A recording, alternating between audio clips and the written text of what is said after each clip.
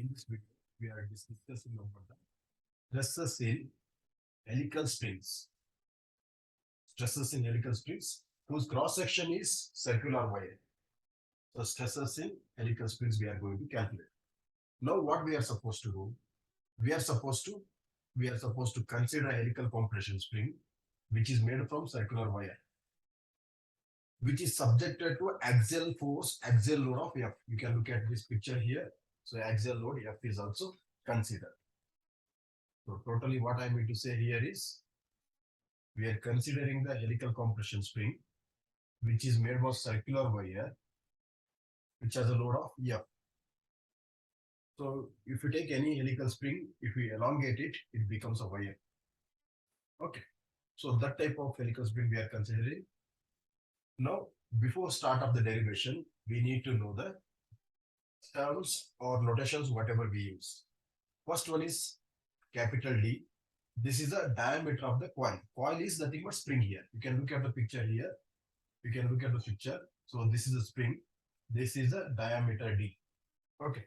Then small d is diameter of spring wire. Okay. You can look at the picture here. This is a spring whose which is made by wire. So whose wire diameter is small d. I is number of active coils, which means number of coils in the actually there are some dead coils will be there. Right now we are not going to discuss about that one. We are only discussing about the active coils. So active coils, my dear students, you can count 1, 2, 3, 4, 5 like this. So I is number of active coils, and G is modulus of rigidity. F is axial load on the spring. You can look at here. F is axial load on the spring, which is available here. Okay. Then tau is the maximum shear stress in the spring. See, though we push and pull the spring, but the stress beared by the helical spring is torsion stress. That is shear stress. Though we pull or push the spring, we elongate or we compress that one, but it is not going to be compression or tensor stress. The stress in the helical spring is shear stress. That is represented by tau. And this C is spring index. What is spring index? Which is we discussed in previous videos. C is the ratio of diameter of the coil to the diameter of wire, which means D by D. So what is C? C is, it is a ratio of diameter of the coil, the diameter of the spring to the diameter of the wire. Then what we have, the last one, Y. Y is the maximum deflection, which means elongation, or when you pull the spring, it elongates. When you push that one, when you compress that one, it compresses, it reduces, its length is going to be reduced. That deflection is considered as Y. With this notation, we are starting the derivation. Now, we will be going to the actual derivation here.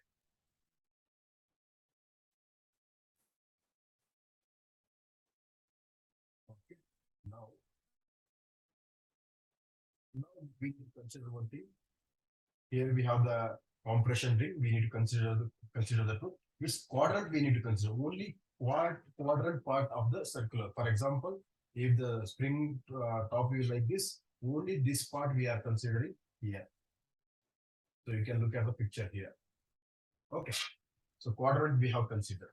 Then the F is the force acting on the axis of the spring. So you can look at here. This is the center axis of the spring. You can look at here. This is the axis of the spring. Okay, this is the axis of the spring. So only what we are considering, force F is considering, which is acting along the axis.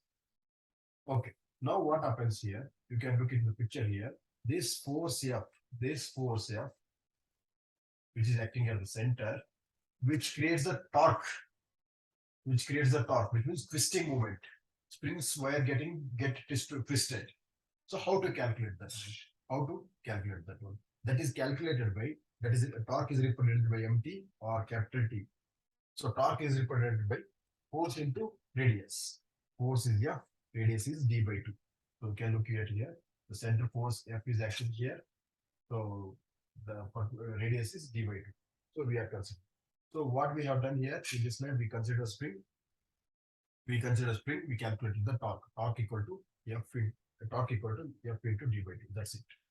Then after this, what we are doing, we are going to do the, and also one thing we need to know, we have considered this equation as equation number 1.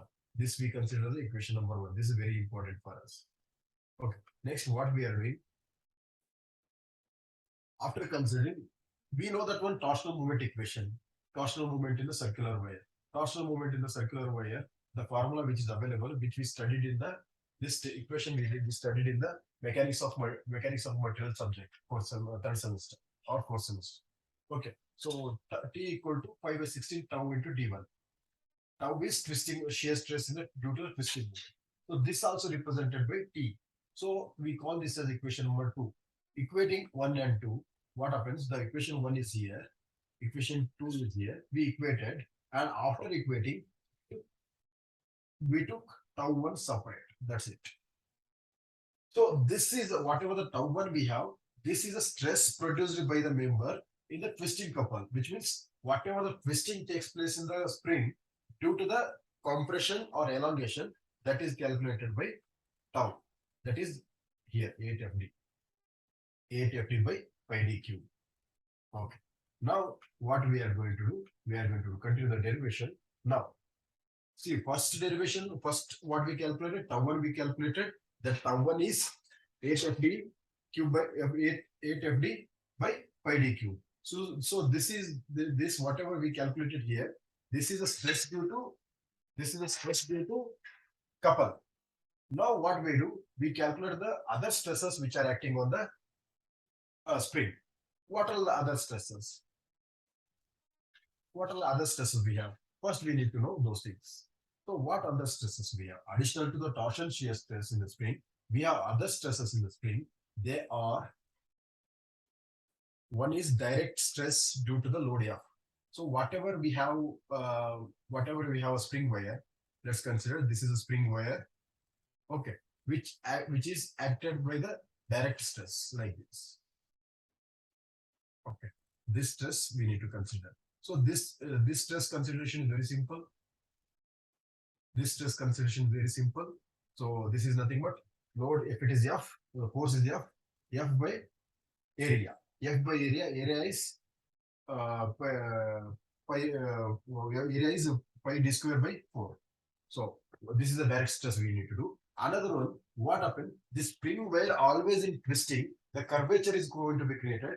Due to that curvature, stress is going to be created.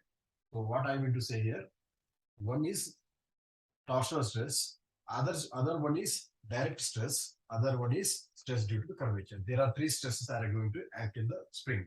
So one is torque, that is twisting moment stress, another one is direct stress on the wire, another is due to the curvature, wounded wire, that curve makes the stress in the wire.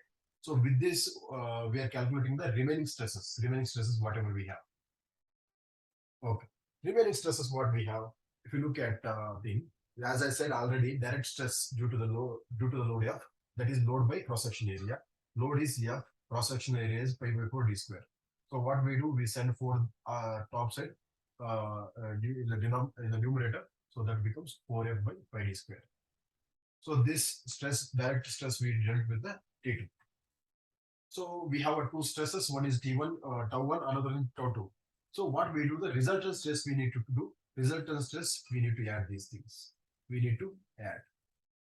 So we have to add these 2 things. One is tau 1, that is nothing but tau 1 is 8 FD pi d cube, and tau 2 which we calculated here, which we calculated in this here, that we have taken. Okay. So tau 1 is available, tau 2 value is available. Now mathematical operation we need to do. Okay. What is mathematical operation? So first tau 1, tau 2 we have written.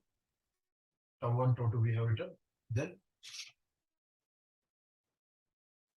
tau 1, tau 2 value we have written.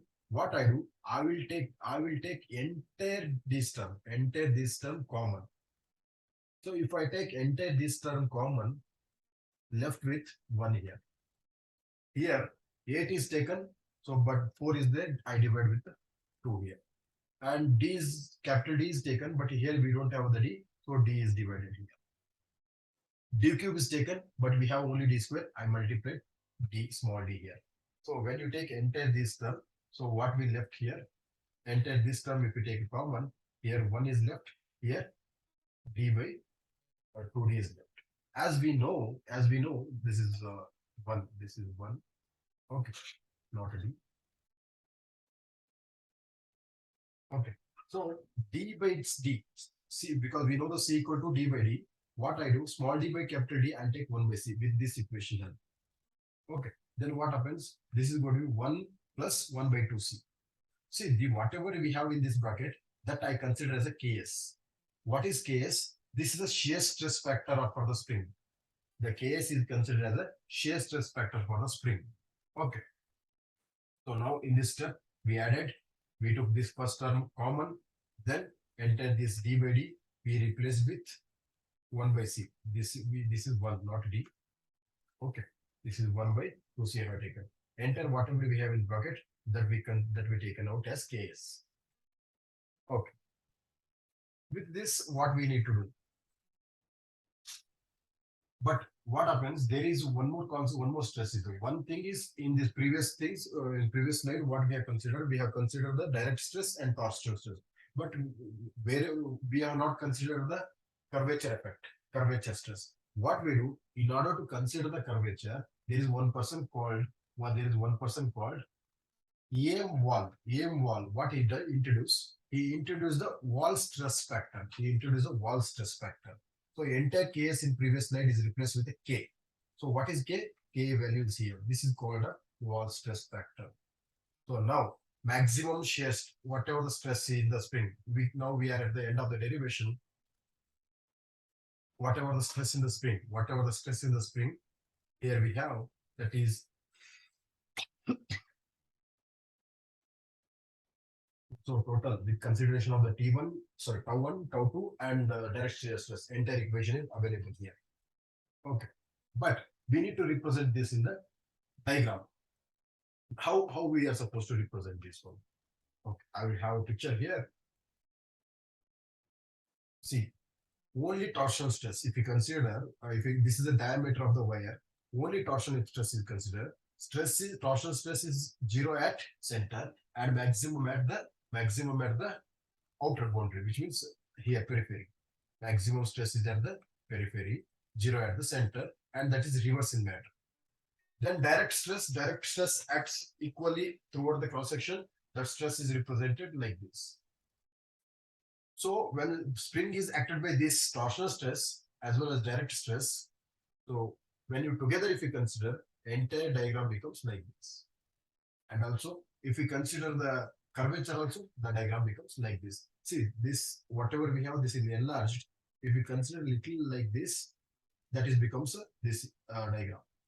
So in exam, you may have to draw these 4 figures by considering torsional stress, by considering direct stress, by considering combining both, and also considering both as well as direct shear stress.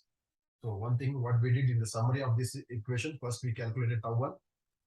Tau 1, what we did, first we took F into D by 2, we equated, we got equation 1. Then we took the torsional equation, we equated TT. Then we got the tau 1. After tau 1, we calculated direct stress, but it is load by area, tau 2 we calculated. We added the tau 1, tau 2, we got the derivation end. But what we did, we consider the curvature effect. Instead of Ks, that is shear stress factor, we introduce one more factor, that is K, that is wall shear stress factor. So if you are not understanding, re-watch video once again, so that you may have to get more clarification regarding this derivation.